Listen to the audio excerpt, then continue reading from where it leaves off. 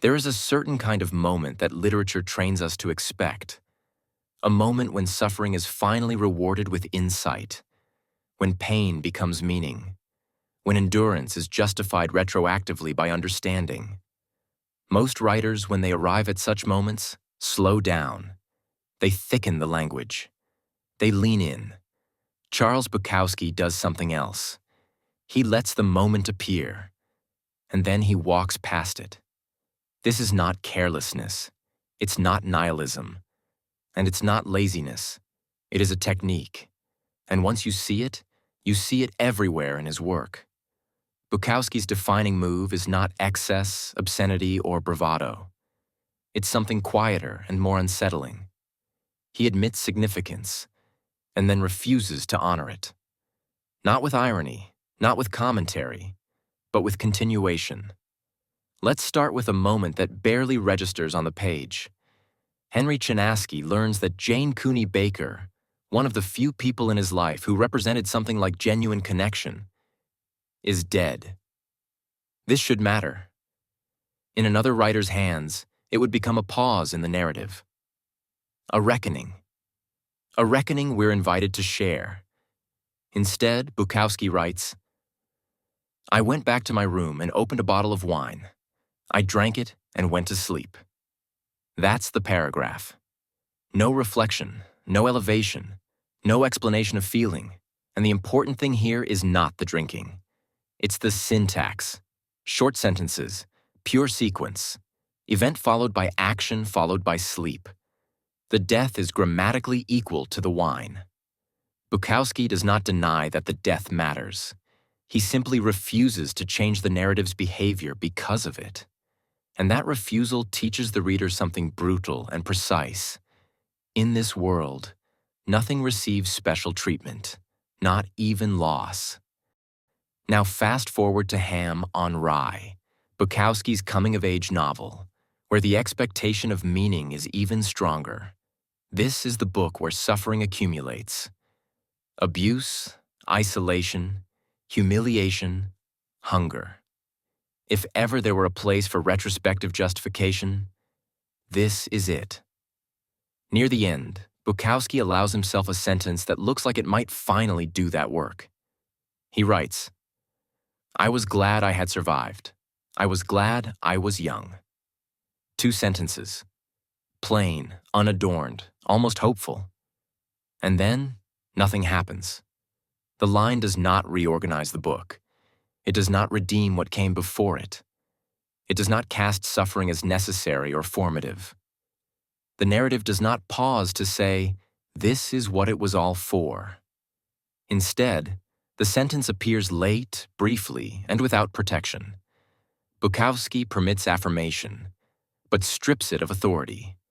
Survival is not meaning. Youth is not promise. They are facts, not conclusions. The letdown here is subtle, but it lingers, because the reader feels the absence of something they were trained to expect, a reward for endurance. Bukowski withholds it. At this point, you might think this is simply Bukowski's worldview, but it's not belief that's doing the work here. It's placement. Watch what happens when the same move is compressed into poetry. In Go All the Way, one of Bukowski's most misread poems, the speaker urges total commitment, risk, loneliness, suffering, exclusion. The poem builds pressure. It demands everything. And readers often mistake this for motivation. But look closely at what happens when the poem reaches the point where payoff should occur. There is no moment of triumph, no transformation, no reward commensurate with the sacrifice. The language does not rise. It flattens. The poem does not say, "And this is what you gain." It says, "This is what you do." The effort is absolute. The outcome is undefined. The poem does not elevate endurance into purpose. It leaves the reader holding the weight of effort alone. This is the same technique again. Intensity without recompense. Bukowski allows commitment, but refuses to convert it into meaning. And now we come to the most devastating example. Because here, Bukowski doesn't just flirt with significance, he names it. In Bluebird, he admits something that seems to contradict the entire public persona. He writes, "There's a bluebird in my heart that wants to get out." This is tenderness, unprotected, unironic. For a brief moment, the poem opens a door, and the reader feels it instinctively. This is the turn. But Bukowski slams it shut almost immediately. But I pour whiskey on him and inhale cigarette smoke, and the whores and the bartenders and the grocery clerks never know that he's in there.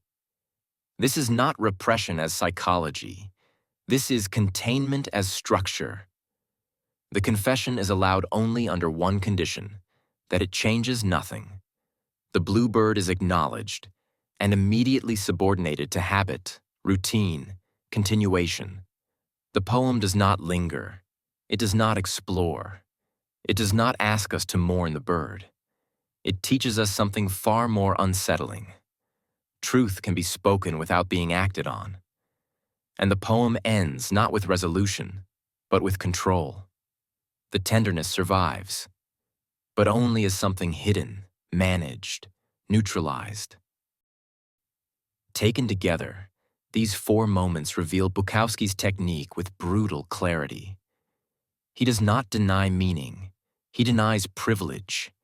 He refuses to grant certain experiences, death, survival, commitment, vulnerability, the narrative authority we expect them to have. In his work, confession does not redeem. Endurance does not justify. Insight does not reorganize. Honesty does not save. And this is why Bukowski is so often misunderstood. Readers mistake his flatness for indifference, his refusal for nihilism, his continuation for carelessness. But this is discipline. Bukowski is relentless about one thing. Life does not pause to honor your pain, and neither will the sentence. Here is where the shift happens. Because this technique does not just describe Bukowski's characters, it trains the reader. After enough of these moments, you stop waiting. You stop expecting rescue. You stop assuming that recognition will be rewarded. And something colder and clearer sets in. You begin to understand that meaning is not something the text will deliver to you. If it exists at all, it must be carried, silently, without ceremony, without assurance. Bukowski does not comfort. He does not console. He does not elevate suffering into virtue. He leaves it where it is. And that is why his work lingers. Not because it shocks, not because it confesses, but because it refuses the oldest lie literature tells. That pain will eventually justify itself. Bukowski shows us something harder, that you can survive, that you can understand, that you can even admit the truth, and still have to wake up tomorrow and open a bottle and go to sleep and continue. No redemption, no rescue, just the sentence. And then the next one. That's the chill. That's the technique. And once you hear it, you don't forget it.